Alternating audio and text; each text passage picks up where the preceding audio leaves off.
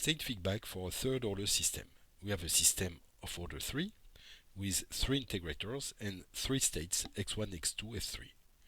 It is a state feedback. It means that the states x1, x2, x3 are available for the control. For the first question, we are going to give the state equation and the characteristic polynomial. This is the system to be controlled. For this, we need to find a controller that generates U. The role of a controller is to generate U. Now, it is also a state feedback system. It means that we are allowed to take x1, x2, x3 and to use it in the control system. So this is the controller, and also usually there is a set point W, and the role of the output, it will not necessarily be used in the controller, but the role at the output is a reference signal, and in general we want that W be equal to Y. So for the first question, I take the system only and I have to find the state equation. So to find the state equation, recall that I have to express the derivative of the state, so x1, x2, x3, and also the output y, and to express this variable as a function of the state, so x1, x2, x3, and the input u. The input u is here. So this one is in the Laplace representation, it corresponds to an integrator. So this one is an integrator, this one also, and s is a Laplace variable. So we can see that x dot 1 is just in front of the integrator and corresponds to x2. This is why here I have x2. The derivative of x2 is just in front of the integrator, it is x3. This is why I have x3. Now the derivative of x3 is here, and I can see that it is the sum of several quantities. So I will have here plus this one x1 minus 4 x2 plus 7 x3 due to this plus u. And now for the output y, I have here minus 2x1 plus 7 x2 plus 3 x3 due to this. I can put it in a matrix form. It is generally what we do when the system is linear as here.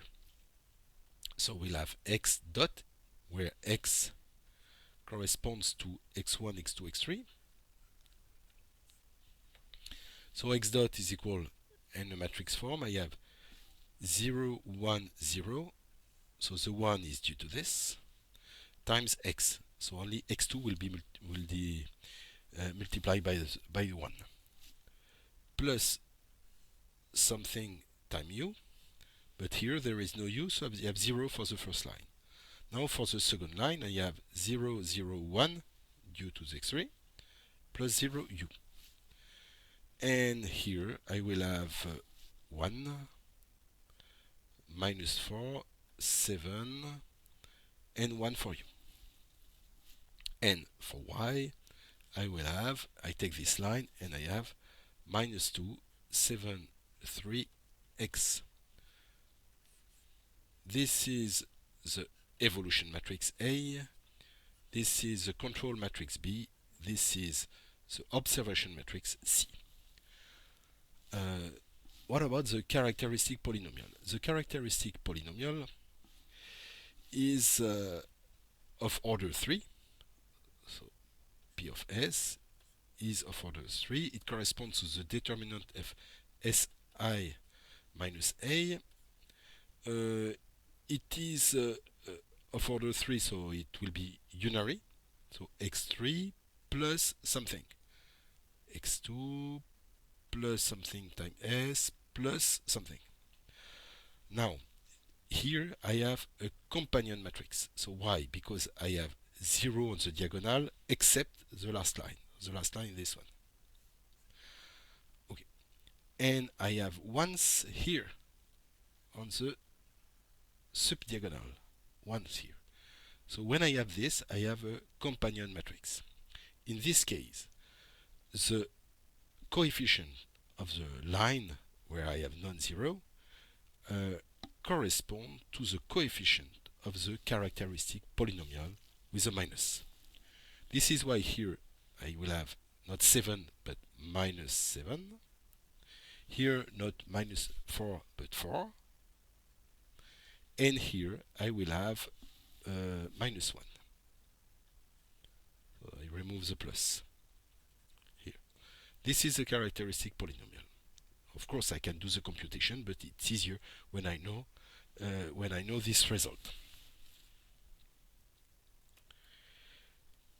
Question number 2. We would like to control the system by a state feedback. And it has this form.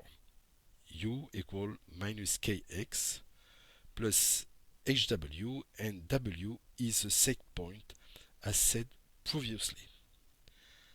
Then after I have to compute k so that all poles are equal to minus 1. Question number 2. I have u equal minus kx plus hw. So it means that the controller is here, it generates u, and I will have here x1, x2, and x3 going here, and u equal minus kx plus hw. So of course I have the set point w. This corresponds to the closed loop system.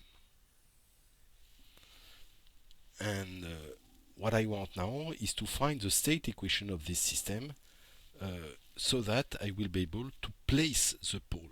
So to place the pole means to find k such that the closed loop system I have here has the pole equal to minus 1. So here you have no memory, no integrators. So no memories, it means that the state variables are still x1, x2, x3. It does not change. So as shown previously, my system is given by x dot equal ax plus bu, and I also know that u is given by this. As a consequence, I will have here ax plus b times minus kx plus hw, which is equal to a minus bk x plus bhw. So it is the state equation of the closed loop system. The input is w and the state is x.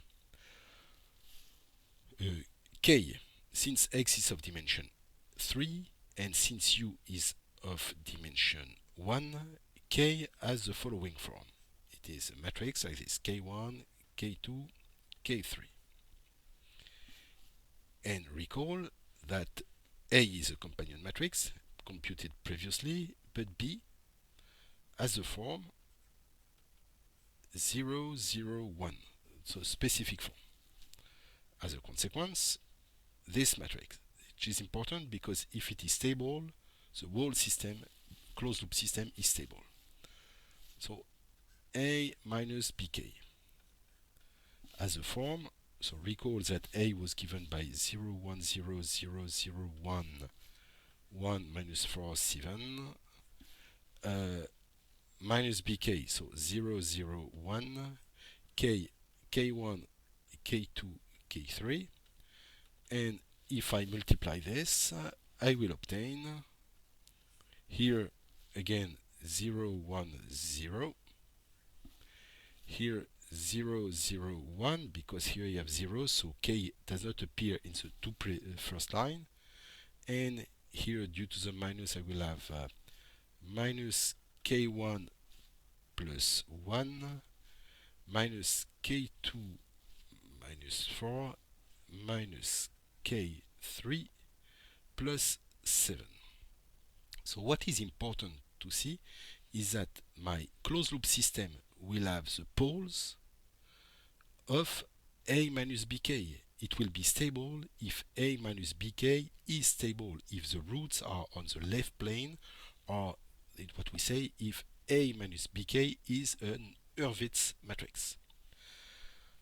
Okay, so I have this. Again, I see that due to my specific form, I have still a companion matrix. So it is what we call this specific form a canonical control form, and we'll understand now why. It is because it is easy to solve the pole placement problem without solving equations. So let us continue. The characteristic polynomial p of s is equal, of course, I take this. I will have 3 plus, or I take the coefficient. I start with this one and I change the sign. So it will be k3 minus 7s2 plus this one k2 plus 4s plus k1 minus 1. And k should be computed such that all roots of this polynomial correspond to minus 1. So minus 1, minus 1, minus 1, it is required by the exercise.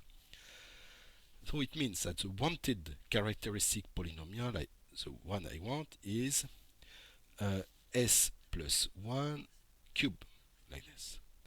Or if you prefer, s3 plus 3s2 plus 3s plus 1. So this should be equal to that, this to that, and this to this one. If I solve this, I obtain immediately that k1 here should be equal to 2,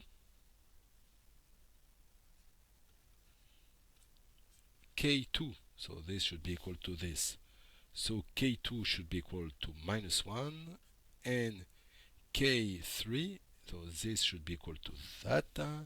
As a consequence, it should be equal to 10. So if you prefer, k is equal to 2 minus 1, 10.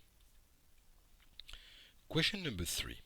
We would like that at equilibrium, then the output y corresponds to w. And from this, we need to deduce which the value for h we have to take.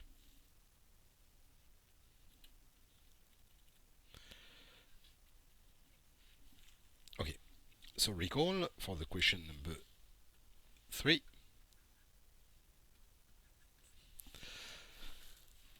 I know that my closed loop system has the form a minus bk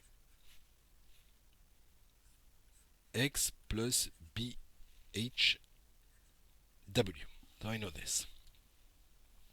I know also that y equal to cx.